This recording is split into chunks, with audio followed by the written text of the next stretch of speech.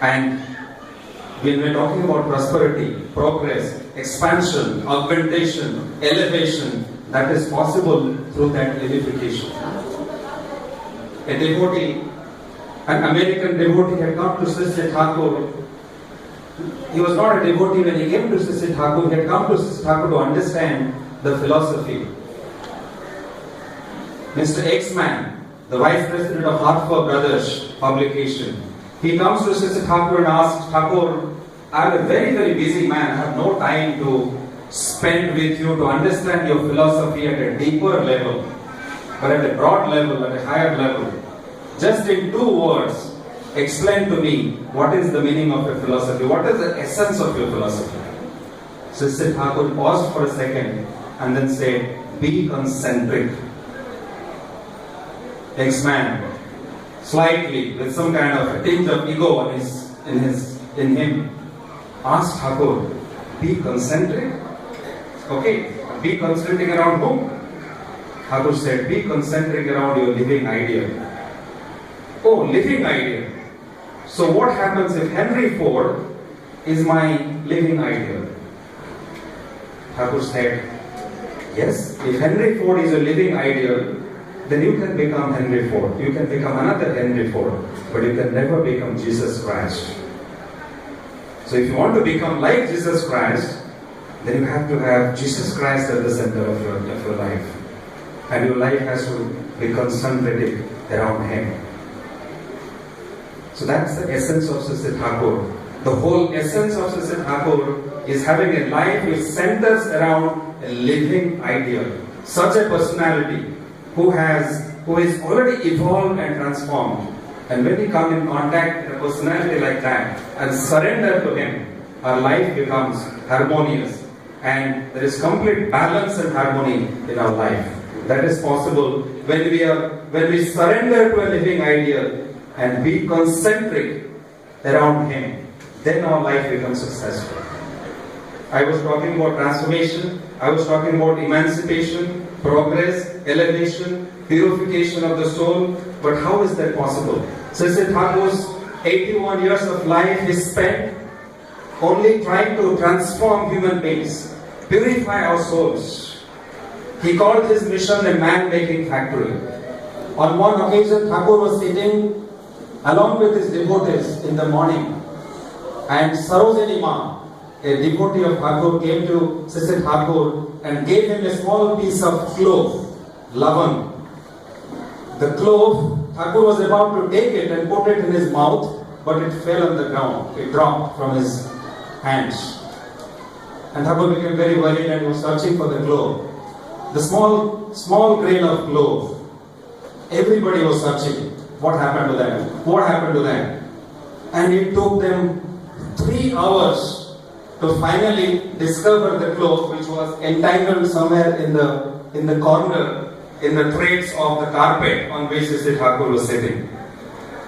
Thakur had a sigh of relief and said, I am safe because of this small grain of clove. Everybody was surprised, but they all, went back home after some time. And in the evening, Keshava Prashan Bhattacharya, who happened to be very ardent devotee of Thakur, and he came to have a darshan of Thakur in the evening. He had gone somewhere else to some other place. He came back and met Thakur, and he offered pranam to Thakur. And Thakur said, Keshava, janen aske ki hoyeche? Ki hoyeche janen? Keshava, do you know what happened today? Keshava said, Thakur, ami jani. I know everything. I have heard about it from other devotees. But Thakur, was it okay? Was it right on your part to waste 3 hours behind a small clove? Was that the right thing to do? You could have preached so much. There could have been so much of spiritual discussion with you for those 3 hours. You spent 3 hours in searching for a clove. How precious was that? Thakur looked very despondent and he wasn't inspired. He became very grave paused for a moment and he said, Keshoda, had I not found that cloth, that would have created a gap in my life. That small gap would have become so wider in future, and this could have damaged my life completely.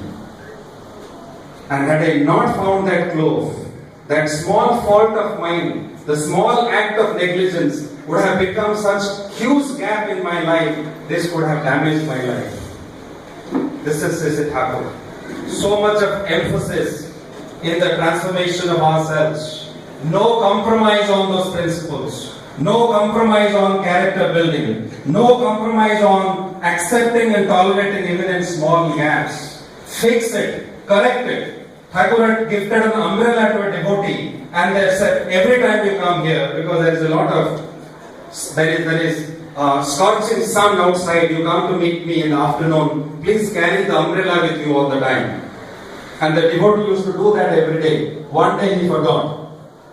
And he comes to Thakur and then offers pranam. Thakur said, hey, where is your umbrella? The devotee replies, Thakur, I have left it at home. There's not so much of sun today, so I just left it at home. And then he sat near Thakur. Thakur said, please go home, bring the umbrella, and then come here. This is how he used to purify us. This is how he was to transform our souls. And this is how he was to bring out the best in all of us. There is a young man. Once Sri Thakur was sitting in the Nat Mandap, where there were many devotees around him, and there was a young man who was wandering around, roaming in front of the Nat Mandap. After some time, Thakur told all his devotees, hey, please go away from here. I want to talk to that young man who was standing there. I want to discuss something with him in private. Everybody was surprised. What is Thakur trying to discuss with the young man in private?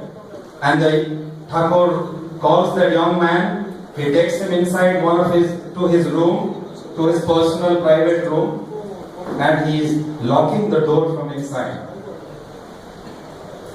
And the Thakur and the young man, there is nobody else in that room. Thakur is telling him, look, on one side of this house there is the river Padma. On the other side, you can see forest, deep, dense forest. And I know why have you come here. You have come here to kill me. I know that. So please take your knife out of your bag. Kill me. And here is the window. Jump out of the window and go inside the dense forest. Nobody will see you. Nobody will notice you. Nobody will realize that you have killed me. I know that you have come here to kill me, but had you attempted to do that in front of the public, in front of so many devotees sitting outside, nobody would have spared you. They would have got hold of you. They would have beaten you to death. I am bringing you inside this room because nobody will know that you have murdered me or you have killed me. You can easily escape into the forest. Kill me and jump into the forest and disappear. The man takes his knife out of his bag, holding it in front of Thakur, trying to kill him. His hand starts trembling. And after a few seconds, the knife falls on the ground. He bows down at the feet of Sri Thakur and said, Thakur, I am surrendering at your feet. I have never seen a human being in this world who has sympathy for his own killer. Somebody who has come to kill him, and somebody has come to kill you, and you have sympathy for that person. I have never seen a human being like that who can empathize, who can sympathize with a killer. I have never seen such a personality. Thakur, I am going to surrender to you. Forgive me. I am going to be your servant all my life. Sister Thakur had this uncanny ability of transforming people, purifying souls. If you continue the discussion about Sister Thakur, this will go on and on. I will not stand in between the honorable guests who are with us today and yourself. And we will continue this discussion about Sri Thakur, about his philosophy and the relevance of his philosophy in the present world. And with us today on the dais, we have a very ardent devotee of Sri Thakur, who has accepted Thakur's right from his childhood. And through his youth, he has practiced Sri Thakur's philosophy. And when he completed his education and then joined professional service, he became a very competent and efficient officer in the government. And he is none other than our very beloved Sahaprathiritik of Sri Thakur, an eminent IAS officer, presently the Commissioner of Transport, Government of Tamil Nadu, none other than Sri Satyabrat Sahu, our honorable guest. I would request him to speak a few words on this occasion. Sri Satyabrat Sahu, please.